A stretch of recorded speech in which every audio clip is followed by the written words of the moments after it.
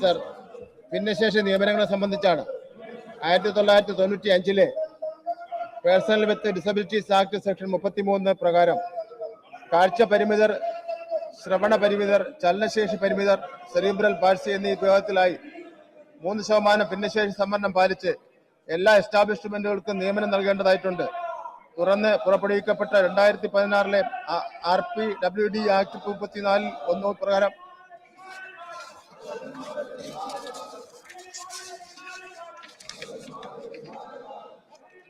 ഓരോ group of തസ്തികകളുടെയും cadre സ്ട്രെങ്തനിന്റെ ആകെയുള്ള ഒഴിവുകളിൽ 4% കുറയാത്ത ഒഴിവുകളിൽ ഭിന്നശേഷിക്കാർക്ക് സംവരണം നൽകി നിയമനം നടത്തേണ്ടതായിട്ടുണ്ട്. പ്രസ്തുത ആക്ടിലെ നിർദ്ദേശങ്ങൾ അനുസരിച്ച് സംസ്ഥാനത്തെ സർക്കാർ സ്കൂളുകളിൽ ഭിന്നശേഷി വിഭാഗക്കാർക്ക് 96 ഫെബ്രുവരി മാസം 15 മുതൽ 3% സംവരണവും, തുടർന്ന് 2017 ഏപ്രിൽ 19 മുതൽ 4% സംവരണവും നൽകി PSC വഴി നിയമനം നടത്തിവരുന്നു. മുകളിൽ പറഞ്ഞ നിയമനത്തിന്റെ അടിസ്ഥാനത്തിൽ ഭിന്നശേഷിക്കാർക്ക് എയ്ഡഡ് സ്കൂളിൽ നിയമനത്തിൽ സംവരണം നൽകുന്നതിനായി 2018 നവംബർ മാസം 18 സർക്കാർ ഉത്തരവ് പുറപ്പെടുവിക്കുകയുണ്ടായി. ബഹുമാനപ്പെട്ട ഹൈക്കോടതി സിംഗിൾ ബെഞ്ച് മേൽ സർക്കാർ ഉത്തരവിലെ വ്യവസ്ഥകൾ കേസിലെ വിധിപ്രകാരം ശരിവച്ചതിനെ തുടർന്ന് അതിനെതിരെ ചില സ്കൂൾ മാനേജർമാർ ഫയൽ ചെയ്ത റിട്ട് അപ്പീൽ തള്ളിക്കൊണ്ട് സിംഗിൾ ബെഞ്ച് വിധി ഡിവിഷൻ ബെഞ്ച് ശരിവെച്ച് ഉത്തരവ് പുറപ്പെടുവിച്ചു. പ്രസ്തുത വിധിക്കെതിരെ ഏതാനും മാനേജർമാർ ബഹുമാനപ്പെട്ട സുപ്രീം കോടതിയിൽ SLP ഫയൽ ചെയ്തെങ്കിലും അത് നിലനിൽക്കില്ല എന്ന് ബോധ്യമായതിനാൽ ബഹുമാനപ്പെട്ട ഹൈക്കോടതിയുടെ വിധി പാലിച്ചു കൊള്ളാമെന്ന് സമ്മതിച്ചുകൊണ്ട് SLP പിൻവലിക്കുവാൻ ബഹുമാനപ്പെട്ട സുപ്രീം കോടതി സമ്മതം അറിയിച്ചതിന്റെ അടിസ്ഥാനത്തിൽ 2021 5 SLP പിൻവലിച്ചു. 2021 ആഗസ്റ്റ് മാസം 10, 2023 ആഗസ്റ്റ് മാസം 13 എന്നീ തീയതികളിൽ ബഹുമാനപ്പെട്ട ഹൈക്കോടതി പുറപ്പെടുവിച്ച വിധിന്യായത്തിന്റെയും ബഹുമാനപ്പെട്ട സുപ്രീം കോടതി പുറപ്പെടുവിച്ചിട്ടുള്ള ഉത്തരവുകളുടെയും അടിസ്ഥാനത്തിലാണ് സംസ്ഥാനത്തെ എയ്ഡഡ് സ്കൂളുകളിൽ ഭിന്നശേഷി വിഭാഗത്തിലുള്ളവരെ നിയമിക്കുന്നത് സംബന്ധിച്ച് തീരുമാനമായിട്ടുള്ളത്. മറ്റ് ജനറൽ കാറ്റഗറിയിലെ ജീവനക്കാരുടെ നിയമന അംഗീകാരം സംബന്ധിച്ചും സർക്കാർ തുടർ മാർഗനിർദ്ദേശങ്ങൾ പുറപ്പെടുവിച്ചത്. ഭിന്നശേഷി വിഭാഗത്തിലുള്ള ഉദ്യോഗാർത്ഥികളുടെ നിയമനങ്ങൾക്ക് ആക്ട് പ്രകാരമുള്ള മുൻഗണനാ ക്രമം ചുവടെ ചേർക്കുന്നു. ചാപ്റ്റർ 4 സെക്ഷൻ 34(1) പ്രകാരം A. കാഴ്ച പരിമിതർ, B. കേൾവി പരിമിതർ, C. സെറിബ്രൽ പാൾസി ഉയരക്കുറവ് രോഗം, കുഷ്ഠരോഗം മാറിയവർ, ആസിഡ് ആക്രമണത്തിന്റെ ഇരകൾ, ജനിതക പേശി രോഗങ്ങളുള്ളവർ തുടങ്ങിയവർ അനുഭവിക്കുന്ന ചലന വൈകല്യം, ഓട്ടിസം, ബൗദ്ധിക വൈകല്യം, പഠന വൈകല്യം, സവിശേഷ പഠന വൈകല്യം, മാനസിക രോഗം, ഓരോ ഭിന്നശേഷിക്കുമായി മാറ്റിവെച്ചിരിക്കുന്ന തസ്തികകൾ വകുപ്പ് A മുതൽ D വരെയുള്ളവർക്ക് ബഹുവൈകല്യങ്ങൾ, ഇതിൽ കാഴ്ച പരിമിതരും കേൾവി പരിമിതരും ഉൾപ്പെടുകയാണ്. 2016 RPWD ആക്ട് ചാപ്റ്റർ 4 സെക്ഷൻ 34 2 പ്രകാരം ഭിന്നശേഷി വിഭാഗത്തിലെ മേൽപ്പറഞ്ഞ 5 കാറ്റഗറിയിൽപ്പെട്ട ഏതെങ്കിലും വിഭാഗത്തിന് നൽകേണ്ട തസ്തികയിൽ ആ വിഭാഗത്തിന്മേലുള്ള ആൾ ലഭ്യമല്ലെങ്കിൽ പ്രസ്തുത തസ്തിക ആ റിക്രൂട്ട്മെന്റ് വർഷം മുഴുവൻ ഒഴിച്ചിടുകയും അടുത്ത റിക്രൂട്ട്മെന്റ് വർഷം ഭിന്നശേഷിയിലെ മറ്റ് കാറ്റഗറിയിൽ പെട്ട ആളിനെ നിയമിക്കപ്പെടേണ്ടതും പ്രസ്തുത കാറ്റഗറിയിലും ആൾ ലഭ്യമല്ലാത്ത വരുമ്പോൾ മാത്രമേ ഓപ്പൺ ജനറൽ കാറ്റഗറിയിൽ നിന്നും ഉദ്യോഗാർത്ഥികളെ നിയമിക്കാൻ കഴിയുകയുള്ളൂ. സാർ, ഭിന്നശേഷി സംവരണം പാലിക്കുന്നതിനായി പൊതുവിദ്യാഭ്യാസ വകുപ്പിലെ എയ്ഡഡ് സ്കൂളുകളിലെ ആകെ തസ്തികകളെ കാറ്റഗറികളായി തിരിച്ചിട്ടുണ്ട്. 1 primary, 2 secondary, 3 non teaching, 4 higher secondary senior, 5 higher secondary junior, 6 vocational higher secondary senior, vocational higher secondary junior.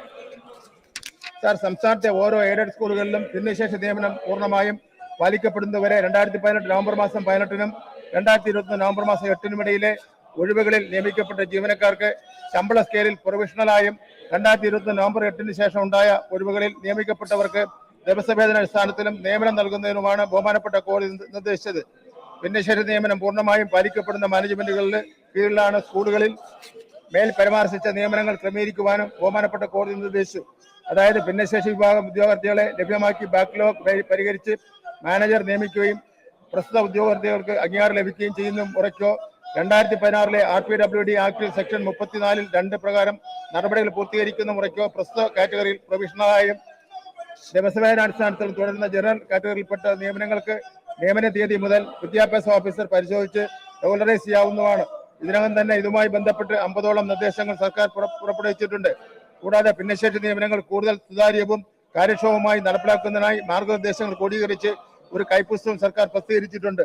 Sir, സംസ്ഥാനത്തെ എയ്ഡഡ് സ്കൂളുകളിലെ ഭിന്നശേഷി സംവരണ നിയമനം സമയബന്ധമായി പൂർത്തീകരിക്കുന്നതിനായി ബഹുമാനപ്പെട്ട സുപ്രീം കോടതി ഒക്ടോബർ 30 ഇടക്കാല ഉത്തരവിലെ അടിസ്ഥാനത്തിൽ സംസ്ഥാന ജില്ലാതല സമിതികൾ രൂപീകരിച്ച് 2025 മാർച്ച് 24 സർക്കാർ ഉത്തരവിറക്കിയിരുന്നു.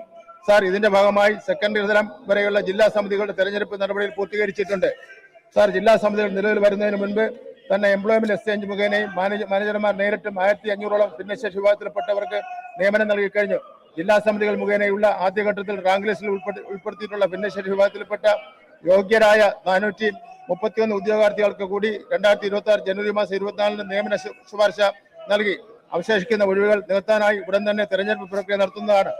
സാർ, ഇത് സംബന്ധിച്ച് പൊതുവിദ്യാഭ്യാസ ഡയറക്ടർ 2026 ജനുവരി മാസം 26 സർക്കുലർ നിർദ്ദേശങ്ങൾ പുറപ്പെടുവിച്ചിട്ടുണ്ട്. ഈ സന്ദർഭത്തിൽ ഭിന്നശേഷി നിയമനവുമായി ബന്ധപ്പെട്ട് NSS ബഹുമാനപ്പെട്ട ഹൈക്കോടതിയിൽ സിംഗിൾ ബെഞ്ചിൽ കേസ് ഫയൽ ചെയ്തു.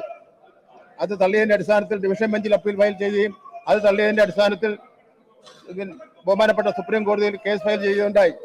സാർ, പ്രസ്തുത കേസിൽ NSS മാനേജ്മെന്റുകൾ ആവശ്യപ്പെട്ട പ്രകാരം ഭിന്നശേഷിക്കാർക്ക് വേണ്ടി സ്കൂളിൽ മാറ്റിവെച്ചിട്ടുള്ള തസ്തികകൾ ഒഴിച്ച് ബാക്കി എല്ലാ ജനറൽ കാറ്റഗറിയിലെ തസ്തികകളിലേക്ക് നിയമന അംഗീകാരം നൽകണമെന്ന NSSന്റെ ആവശ്യം അംഗീകരിച്ചുകൊണ്ട് ബഹുമാനപ്പെട്ട സുപ്രീം കോടതി 2025 മാർച്ച് മാസം 4 വിധി പ്രഖ്യാപിച്ചു. ഈ സന്ദർഭത്തിൽ NSSന് നൽകിയ അനുമതി തങ്ങൾക്കും ബാധകമാണെന്ന് ആവശ്യപ്പെട്ടുകൊണ്ട് വിവിധ മാനേജർമാരുടെ ഭാഗത്തു നിന്ന് ശക്തമായ ആവശ്യം ഉയർന്നു വന്നു. അതിന്റെ അടിസ്ഥാനത്തിൽ അഡ്വക്കേറ്റ് ജനറലിന്റെയും നിയമവകുപ്പിന്റെയും നിയമോപദേശം ആരാഞ്ഞു. അവിടെ നിന്ന് കിട്ടിയ നിയമോപദേശത്തിൽ ബഹുമാനപ്പെട്ട സുപ്രീം കോടതിയുടെ വിധി NSSന് മാത്രം ബാധകമാണെന്നും മറ്റുള്ളവർക്ക് അതിന്റെ ആനുകൂല്യം ലഭ്യമല്ല എന്നും പറഞ്ഞു. ഈ സന്ദർഭത്തിൽ NSSന് നൽകിയ വിധി മറ്റുള്ളവർക്കും ബാധകമാക്കണമെന്ന് ആവശ്യപ്പെട്ടുകൊണ്ട് ഗവൺമെന്റ് തന്നെ മുകളിൽ പറഞ്ഞ സത്യവാങ്മൂലം സുപ്രീം കോടതിയിൽ ഫയൽ ചെയ്തു. പ്രസ്തുത സത്യവാങ്മൂലത്തിൽ ബഹുമാനപ്പെട്ട സുപ്രീം കോടതി പറഞ്ഞ സമിതി രൂപീകരണം ഉൾപ്പെടെയുള്ള എല്ലാ കാര്യങ്ങളും പൂർത്തിയാക്കിയ സാഹചര്യത്തിൽ ജനറൽ കാറ്റഗറിയിൽ നിയമിക്കപ്പെട്ട അധ്യാപകർക്ക് നിയമനാംഗീകാരത്തിന് അപ്രൂവൽ നൽകുന്നതിന് അനുവദിക്കണമെന്ന് ആവശ്യപ്പെട്ടിട്ടുണ്ട്. നായർ സർവീസ് സൊസൈറ്റിക്ക് നൽകിയിട്ടുള്ള ഉത്തരവ് ബഹുമാനപ്പെട്ട സുപ്രീം കോടതിയുടെ അനുമതിക്ക് വിധേയമായി സമാന സ്ഥിതിയുള്ള മറ്റ് മാനേജ്മെന്റുകൾക്കും ബാധകമാക്കുക എന്നതാണ് സർക്കാർ നയം. ഇത് സംബന്ധിച്ച് സർക്കാർ സുപ്രീം കോടതിയുടെ അനുമതി തേടിയിരിക്കുകയാണ്. ഈ കേസ് 2026 ഫെബ്രുവരി മാസം 2 കോടതിയുടെ പരിഗണനയ്ക്ക് വന്നെങ്കിലും അത് 2026 ഏപ്രിൽ 14 മാറ്റിവെച്ചിരിക്കുകയാണ്. ഇതിൽ ബഹുമാനപ്പെട്ട സുപ്രീം കോടതി ഉത്തരവ് പുറപ്പെടുവിക്കുന്നതോടെ ഭിന്നശേഷി വിഷയവുമായി ബന്ധപ്പെട്ട് പ്രൊഫഷണൽ ദിവസവേതന അടിസ്ഥാനത്തിൽ തുടരുന്ന എല്ലാ അധ്യാപകർക്കും അവരുടെ നിയമന തീയതി മുതൽ തന്നെ സ്ഥിര നിയമനം നൽകുവാൻ സാധിക്കുമെന്നാണ് സർക്കാർ പ്രതീക്ഷിക്കുന്നത്. ഈ കേസ് സർക്കാരിന് വേണ്ടി വാദിക്കുന്നതിനായി സുപ്രീം കോടതിയിലെ സീനിയർ അഭിഭാഷകരെയാണ് നിയോഗിച്ചിട്ടുള്ളത്. ഈ അവസരത്തിൽ ഭിന്നശേഷി നിയമനവുമായി ബന്ധപ്പെട്ട് എയ്ഡഡ് മേഖലയിൽ ജോലി ചെയ്യുന്ന മറ്റ് അധ്യാപകരുടെ ആശങ്കകളെക്കുറിച്ചും സർക്കാരിന് വ്യക്തമായ ബോധ്യമുണ്ട്. ഓരോ എയ്ഡഡ് സ്കൂളുകളിലും ഭിന്നശേഷി നിയമനം പൂർണ്ണമായും പാലിക്കപ്പെടുന്നതുവരെ 2018 നവംബർ മാസം 18-നും 2021 നവംബർ മാസം 8-നും ഇടയിലെ ഒഴിവുകളിൽ നിയമിക്കപ്പെട്ട ജീവനക്കാർക്ക് ശമ്പള സ്കെയിലിൽ പ്രൊഫഷണലായും അതിനുശേഷം ഉണ്ടായ ഒഴിവുകളിൽ നിയമിക്കപ്പെട്ടവർക്ക് ദിവസവേതന അടിസ്ഥാനത്തിൽ നിയമനം നൽകാനാണ് കോടതി നിർദ്ദേശിച്ചത്. കോടതി വിധിക്ക് അനുസൃതമായി മാത്രമേ സർക്കാരിന് ഉത്തരവുകൾ ഇറക്കുവാൻ സാധിക്കുകയുള്ളൂ. എങ്കിൽ ഈ ഉത്തരവിൽ പ്രൊഫഷണൽ അടിസ്ഥാനത്തിൽ നിയമിക്കപ്പെട്ട ജീവനക്കാർക്ക് pen number, leave, group insurance, PF സ്ഥാനക്കയറ്റം തുടങ്ങിയ സാധ്യമായ എല്ലാ ആനുകൂല്യങ്ങളും നൽകുന്നതിനുള്ള നടപടി സർക്കാർ സ്വയമേ സ്വീകരിച്ചിട്ടുണ്ട്. സാർ, ഭിന്നശേഷി വിഭാഗത്തിലുള്ളവർ ജോലിയിൽ പ്രവേശിക്കുന്ന മുറയ്ക്ക് നിലവിൽ പ്രൊഫഷണലായും ദിവസവേതനാടിസ്ഥാനത്തിലും ജോലി ചെയ്യുന്ന ജീവനക്കാർക്ക് അവരുടെ നിയമന തീയതി മുതൽ തന്നെ ക്രമീകരണം നടത്തുന്നതിനും സർക്കാർ നിർദ്ദേശം നൽകിയിട്ടുണ്ട്. ഭിന്നശേഷി വിഭാഗത്തിൽപ്പെട്ട ഉദ്യോഗാർത്ഥികളുടെ അവകാശം സംരക്ഷിക്കുന്നതോടൊപ്പം തന്നെ മറ്റു വിഭാഗത്തിൽപ്പെട്ട അധ്യാപകരുടെ പ്രശ്നങ്ങളും വേഗത്തിൽ പരിഹരിക്കപ്പെടുമെന്നാണ് സർക്കാരിൻ്റെ നിലപാട്. സാർ, അതിനായി നിയമപരമായി ചെയ്യാവുന്നതെല്ലാം സർക്കാർ ചെയ്യുന്നുണ്ട്. NSS മാനേജ്മെന്റിന് ലഭിച്ച വിധി മറ്റ് മാനേജ്മെന്റുകൾക്ക് സമാന രീതിയിൽ ജോലി ചെയ്യുന്ന അധ്യാപകർക്ക് ബാധകമാക്കണമെന്ന സർക്കാരിൻ്റെ അപേക്ഷ ഉടനടി പരിഹരിക്കപ്പെടുമെന്നാണ് സർക്കാരിൻ്റെ നിലപാട്.